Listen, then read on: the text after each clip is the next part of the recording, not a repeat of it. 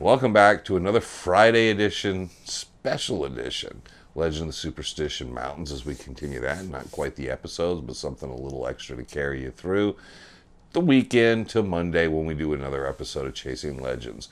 This week we will be having Clayton Wurst. He'll be talking about the Lost Dutchman Mine, remember the clues associated with it, about Jacob Waltz, Brownie Holmes, and some of the searches and so forth. So I hope you really enjoy this footage. It was taken probably somewhere, I don't know, 10, 15 years ago. So it was nice to pull out this archive material, and it was great to sit around the campfire that night with Clay and as he kind of went through all this stuff.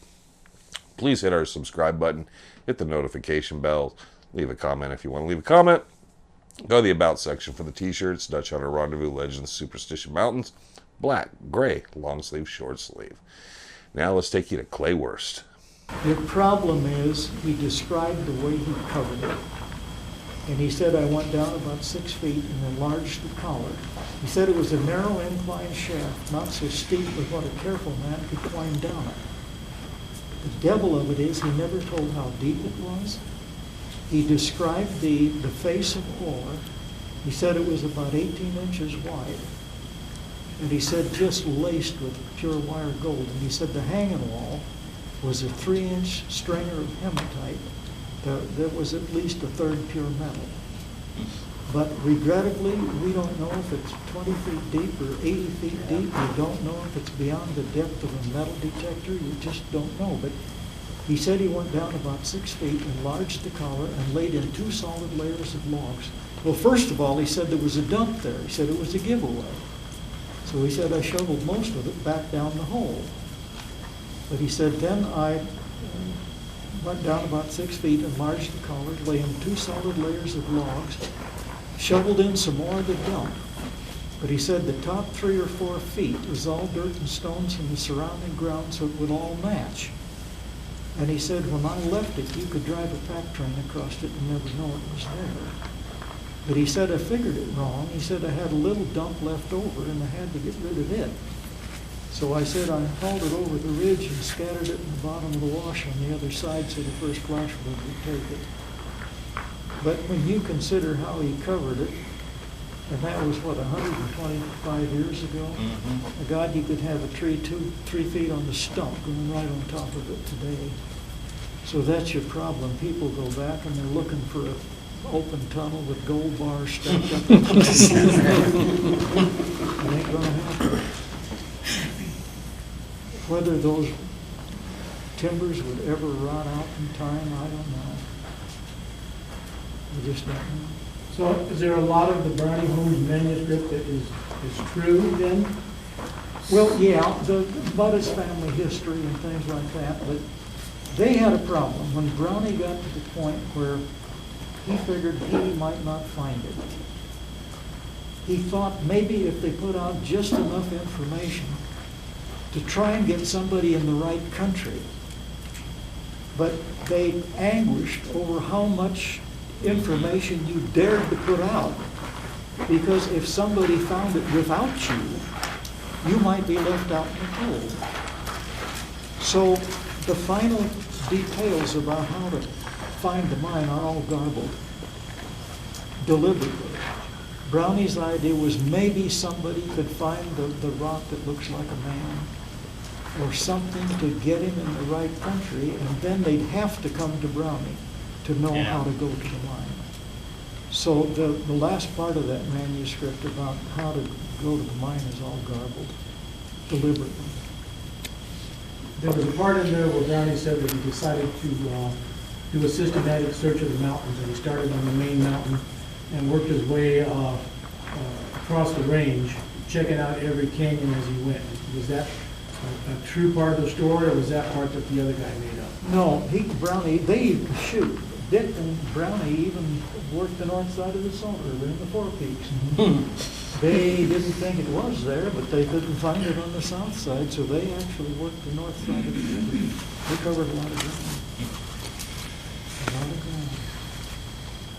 ground. And for the 1930s, they kind of had their search area narrowed down to where they were confident they were in Dutchman country.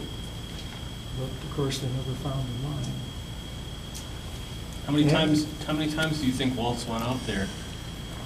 I have no way of knowing. I think he found it in '69. Most people have it narrowed down between '69 and '71. I think he found it in '69. His last trip was in 1884 when he died. He didn't say 1884, but when he died, he said, last trip, he said, it's been 8 years since I've been to the mine. That was the way he put it. So that would put his last trip in 1884. So how many trips he made?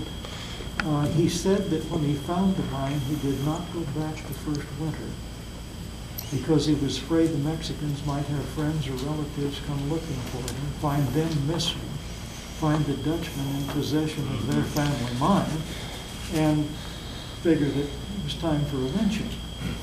But he did go back the second winter, so if he went in the second winter, say in '70, and his last trip was in '84, good heavens, he could have made an awful lot of trips.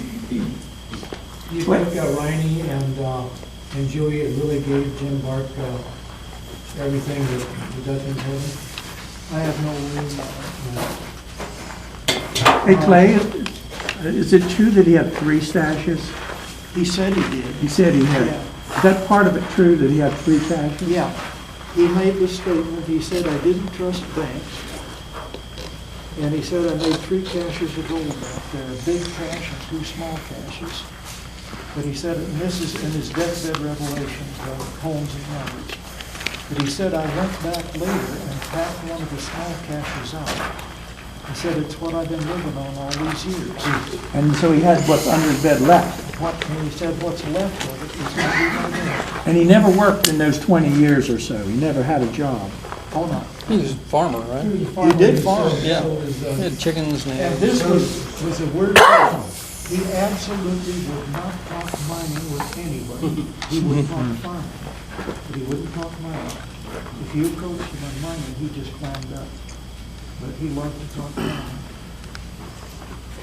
But, where was I?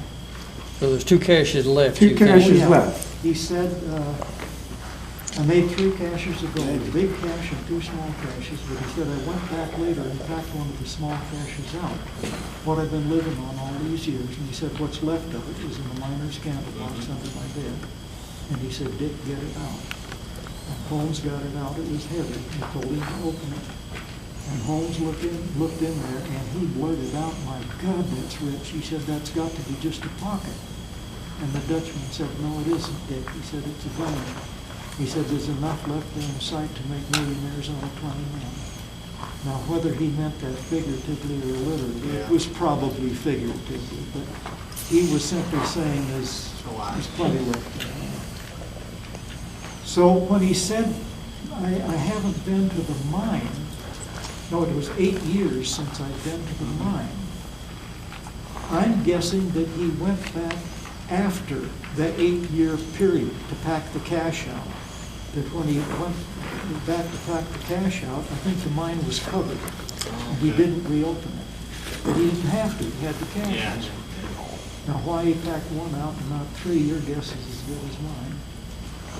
But, and you always wonder if somebody might have found the other caches and Yeah. squirreled them away, because if you found something like that, would you run down to the newspapers and say, gee, see what I found?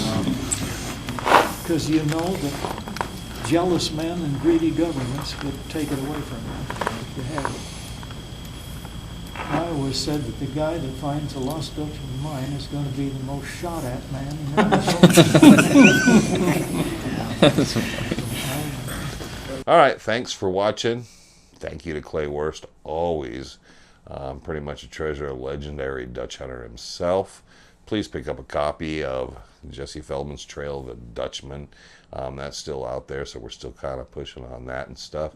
Any other good books by our good friends, Thomas Glover, Ron Feldman, Jack Sanfelice, and especially our very, very good friend, Thomas Collenborn. But until the next time, thank you for watching. Hope you enjoyed this. And until Monday, when we get back to Chasing Legends, take care.